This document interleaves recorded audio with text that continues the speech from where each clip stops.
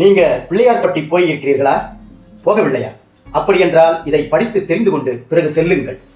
பிள்ளையார்பட்டி பிள்ளையார், இவரை கற்பக விநாயகர், திருவீசர் என்றும் அழைப்பார்கள். கற்பகம் என்றால் கேட்டது கிடைக்கும்.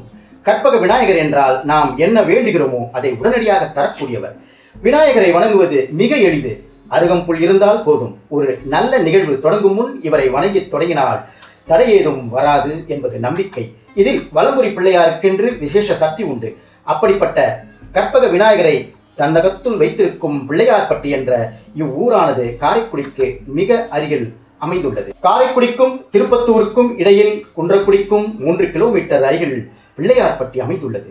நகரத்தார்களின் கோத்திரமான 9 நகரத்தார் கோயில்களும் பிள்ளையார்பட்டியும் ஒன்றாகும்.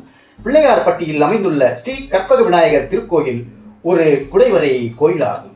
குன்றை குடைந்து ஒரு கோயிலையும் ஸ்ரீ கற்பக விநாயகர் சிற்பத்தையும் ஸ்ரீ திருவீசர் என்னும் லிங்கத்தையும் வடிவமைத்துள்ளனர். முற்கால பாண்டியர்கள் 2500 ஆண்டுகளுக்கு முன் இக்கோயில் குடைவரை திருக்கோயிலாக அமைக்கப்பட்டுள்ளது. கிமு 500 முதல் கிபி 1284 வரையான 14 கல்வெட்டுகள் திருக்கோயிலில் காணப்படுகின்றன. அக்கல்வெட்டுகளின் எக்காட்டூர், திருவிங்கைக்குடி, மருதங்குடி, ராசநாராயணபுரம் ஆகிய பெயர்களை இந்த ஊரின் பழங்கால பெயர்களாக குறிக்கப்பட்டுள்ளன. கிபி 1284 வரையான 14 கல்வெட்டுகள் இத்திருக்கோயிலில் காணப்படுகின்றன. கிபி 1284 முதல் இத்திருக்கோயில் நகரத்தார்களுக்கு உரிமையாயிற்று. இதற்கான கல்வெட்டு சான்று திருவீசர் கருவறை திருவாயிலுக்கு வலது பக்க சுவரில் உள்ளது. கற்பக மரம் போல கேட்டவரம் அனைத்தும் நல்குவதால் கற்பக விநாயகர் என்ற பெயர் பிற்காலத்தில் காரணப் பெயராக அமைந்தது. தேசிய விநாயகம் பிள்ளையார் என்ற கல்வெட்டுகளில் காணப்படுகிறது. உலகின் பல பாகங்களில் விநாயகர் வழிபாடு தொன்று தொட்டு வளர்ந்து வருகிறது.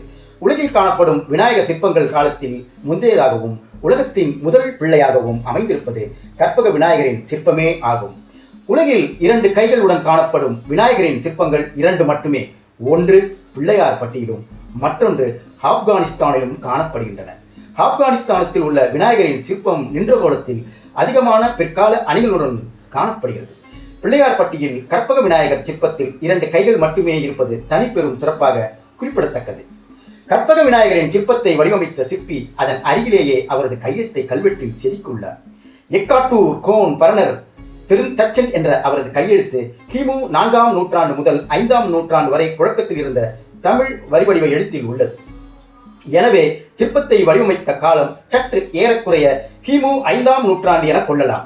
தெய்வீக சிற்பக்கலை வரலாற்றின் மூலமும் நமது கல்வெட்டுகளின் சான்று ஆதாரங்களின் மூலமும் பிள்ளையார்பட்டி கற்பக விநாயகன் சிற்பமே உலகத்திற்கு முதலில் பிள்ளையார் வடிவம் என அறியலாம்.